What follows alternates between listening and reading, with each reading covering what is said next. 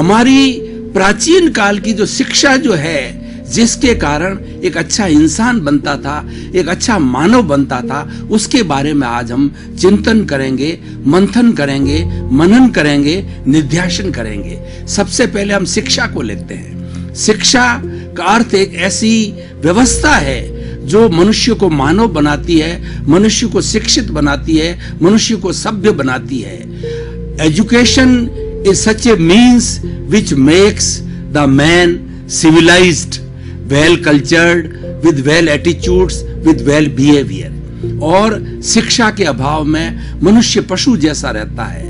मनुष्यों के समूह को समाज कहा जाता है, और वो अच्छा समाज तभी बनता है जब वहां के लोग शिक्षित होते हैं। इसीलिए शिक्षा हमारे जीवन का एक बहुत महत्वपूर्ण अंग है। आज के हम इस वातावरण को देखें, हर माता पिता ये चाहते हैं कि मेरी संतान जो है शिक्षित हो, और आज के शिक्षित वातावरण ने, इस वैश्वीकरण युग के अंदर शिक्षित माता पिता ने अपने जीवन का एक बड़ा ध्येय बना दिया है कि बच्चों को शिक्षित करके सुसंस्कार दिए जाएं। अब भाई और बहनों, हम देखेंगे कि हमारी पुरानी प्राचीन जो शिक्षा प्रणाली थी, वह गुरुकुल शिक्षा प्रणाली थी। उसके क्या उद्देश्य थे, उससे हमको क्या लाभ होते थे, और उससे क्या निष्पत्ति आती थी।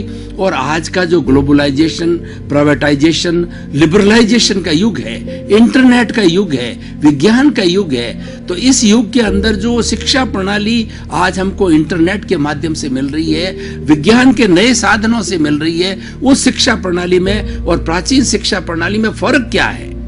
हम किसी शिक्षा प्रणाली का जो है किसी को क्रिटिसाइज या किसी को बड़ा छोटा बनाने की बात नहीं कर रहे हैं। अपनी अपनी जगह दोनों शिक्षा प्रणाली अच्छी है, लेकिन हम दोनों के अंदर तुलनात्मक अध्ययन करेंगे।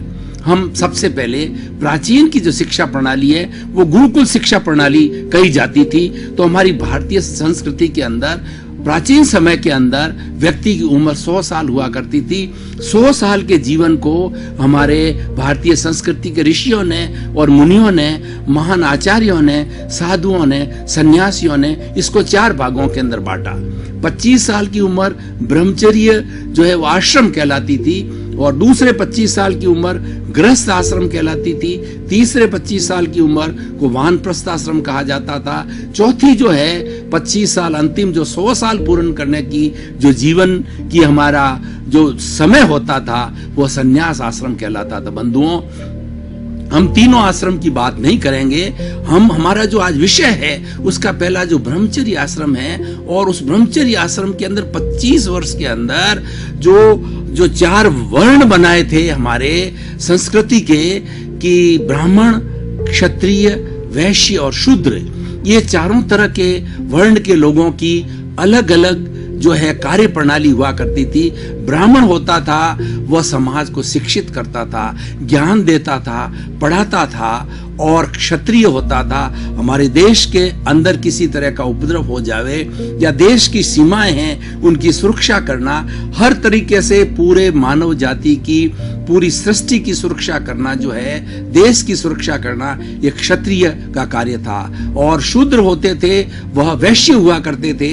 वे लोग जो है वो वस्तु विनिमय का काम करते थे कि हमारा जीवन के अंदर जीवन का निर्वाह, रोटी, कपड़ा, मकान, शिक्षा, चिकित्सा, इसके अंदर वो सामग्री की आवश्यकता होती थी, उस सामग्री का लेन देन का कार्य करता था। और शूद्र होता था, समाज की सफाई की सेवा करता था, और सब तरीके से जो सेवा का कार्य होता था वो शूद्र किया करता था।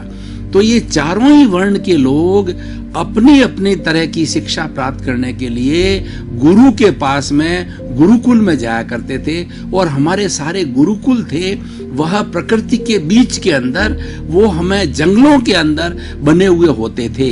वहां पर आसपास में खेती हुआ करती थी, आसपास में सरोवर होते थे, पीने का पानी हुआ करता था। मतलब हमारे जीवन की सारी सुविधाएं वहां मुहैया होती थी। और वहीं पर जो है वो विद्यार्थी अपने गुरु के, जिस क्षेत्र का गुरु होता था, जिसका स्पेशलाइज्ड टीचर होता था, उसके पास जाकर के वो शिक्षा ग्रहण करते थे। ब्राह्मण लोग जो है वो ब्राह्मण गुरु के पास जाते थे, क्षत्रिय होते थे वो क्षत्रिय गुरु के पास में तीर, भाला, कटार, इस तरीके की जो सीखने के लिए वो जाया करते थे, और वैश्य लोग जो है वैश्य प्रकार के गुरु के पास जाया करते थे। अब उस गुरुकुल प्रणाली के अंदर सबसे बड़ी बात क्या थी कि जो शिक्षक होता था, जो गुरु होता था, वो पूर्ण चरित्रवान होता था। चरित्र के लिए कहा गया है कि if wealth is lost, nothing is lost, if health is lost, something is lost, and if character is lost, everything is lost. हमारी भारतीय संस्कृति के अंदर गुरुकुल शिक्षा प्रणाली में सबसे ज्यादा जो महत्व दिया गया है कि व्यक्ति का चरित्र ऊंचा हो। गुरुकुल प्रणाली में पढ़ने वाला छात्र जो है अच्छे चरित्र का हो। उसका अच्छा चरित्र कब होता है? उसके अंदर चोरी की आदत न हो, उसमें जारी की आदत न हो, उसमें झूठ की आदत न हो, उसमें हिंसा करने की आदत न हो। वो चरित्रवान व्यक्ति होता है।